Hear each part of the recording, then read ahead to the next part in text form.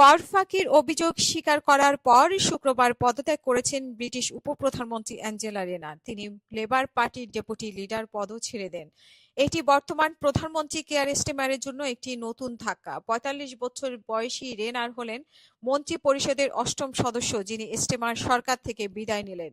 স্টারমারকে লেখা চিঠিতে রেইনার কর ফাঁকির কথা স্বীকার করেছেন এবং বলেছেন যে, আমার ভুলের জন্য আমি সম্পূর্ণ দায়িত্ব নিচ্ছি। সাম্প্রতিক জরিপে লেবার পার্টির ব্রিটেনের জনপ্রিয় রিফর্ম ইউকে চেয়ে পিছিয়ে থাকা স্টারমার তার কর্তৃত্ব এবং দলের ভাবমূর্তি পুনরুদ্ধারের চেষ্টায় আরও চ্যালেঞ্জের মুখোমুখি হচ্ছেন। এই সময় ডেপুটি হারানো তার জন্য বিশেষভাবে ক্ষতিকর, বিশেষ করে রেনার।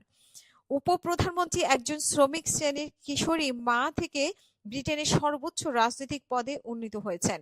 তিনি দলকে ঐক্যবদ্ধ রাখার জন্য লেবারের বাম এবং মধ্যপন্থী শাখার মধ্যে মধ্যস্থতা করতে সক্ষম হয়েছিলেন। বলতে গেলে দলে স্টারমারের চেয়েও তার আবেদন ব্যাপক বিস্তৃত ছিল। স্টারমারের সম্ভাব্য উত্তরসূরি হিসেবে পরিচিত রেইনার এর আগে গত বুধবার কর পরিশোধের ক্ষেত্রে ভুল স্বীকার করেছিলেন।